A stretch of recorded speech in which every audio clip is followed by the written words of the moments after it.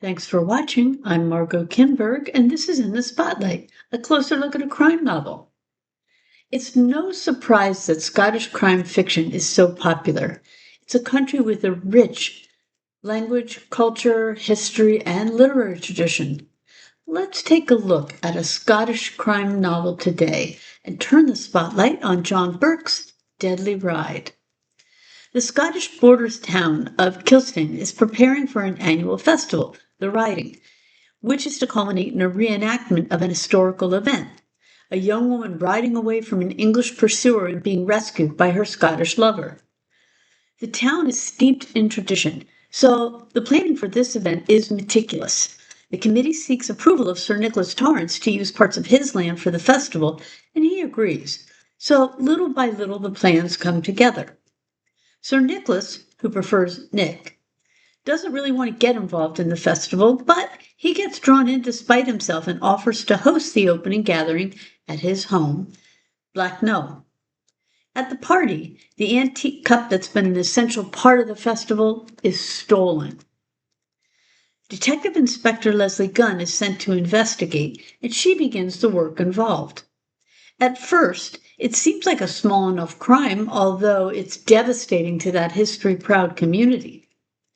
Everything changes when one of the committee members, Archie Ferguson, is found murdered with the missing cup in his arms. On the surface, it looks as though he stole the cup and was caught in the act, but it's soon clear that there's much more going on than that. Now, Leslie has a murderer and the theft to contend with, and it's not going to be an easy case.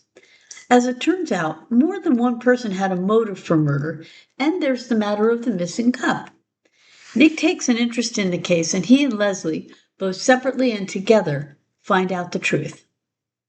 So, what are the elements in this novel?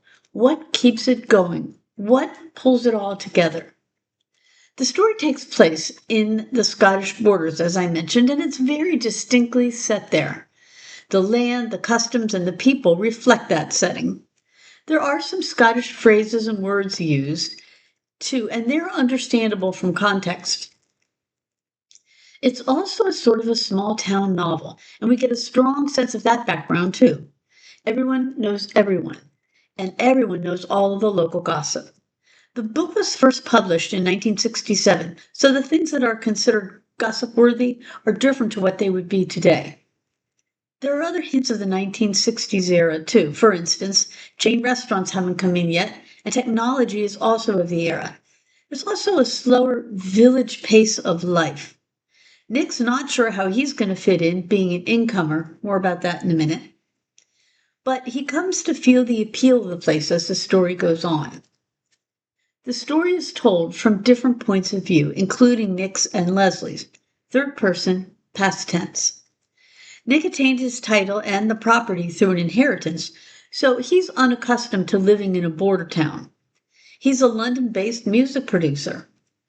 Leslie is a border native, but she's not one of us when it comes to the village. Nick finds himself attracted to Leslie, and the feeling is mutual, but those who dislike romance in the crime fiction will be pleased to know that the two don't become a couple.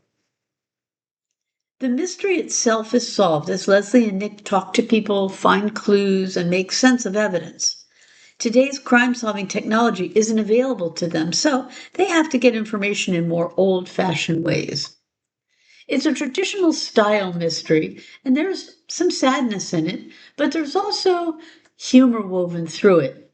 So readers who dislike deep noir or aren't ready for that right now will be pleased to know that this is a little lighter than that. But you can't really call it a cozy either. Deadly Ride is a distinctly border story. It features a small town setting, a puzzling murder and theft, and a pair of sleuths who try to fit in. This has been In the Spotlight. I'm Margot Kimberg. Thanks for watching.